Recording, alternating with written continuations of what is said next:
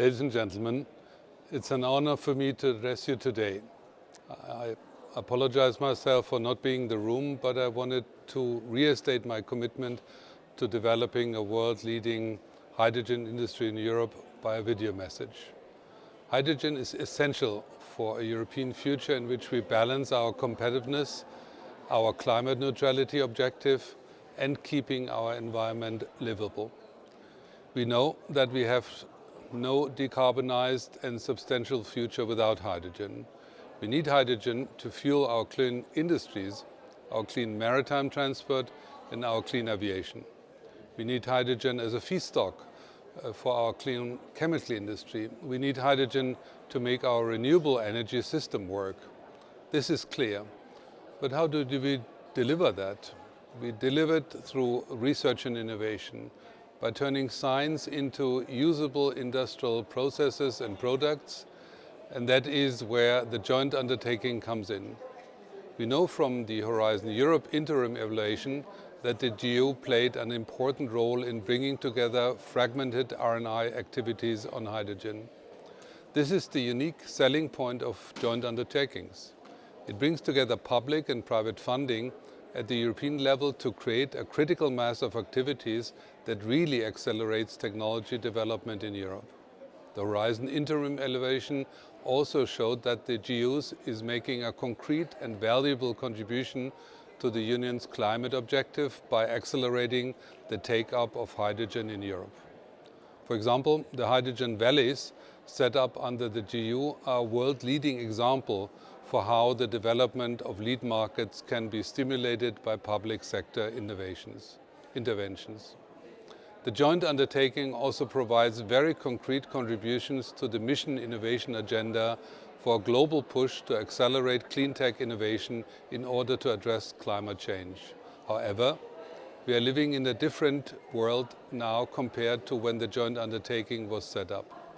Geopolitics changed, the European Union changed, energy politics changed, industrial policy changed.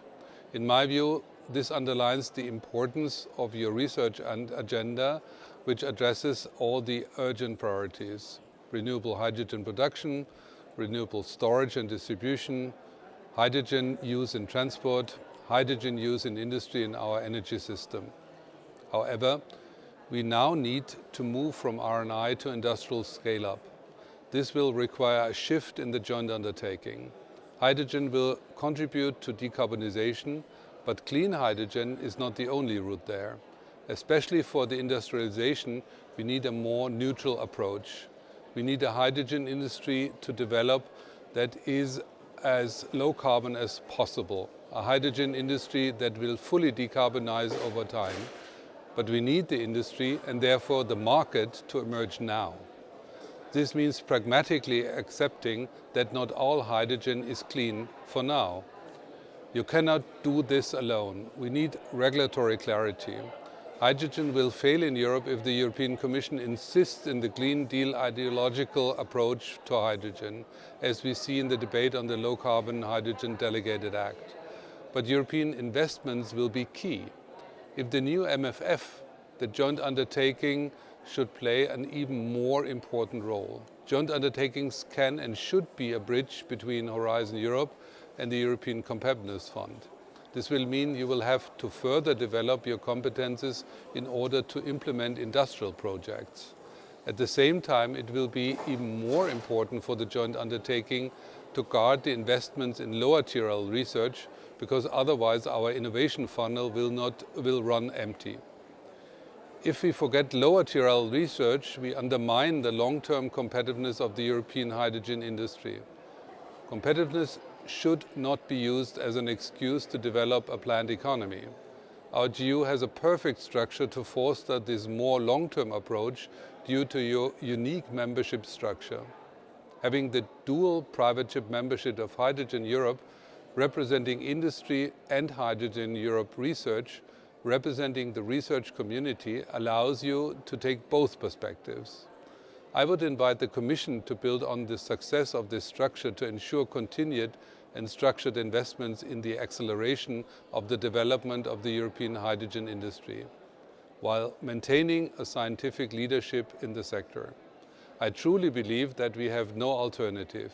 We want to achieve climate neutrality in 2050. We want to have a livable continent for our children. We want to maintain our standard of living and prosperity. We want good industry jobs in Europe. We want all this. It means we want a hydrogen-based economy. If we want that, we need a joint undertaking, and you have every backing from me and the Parliament. Thank you for your attention.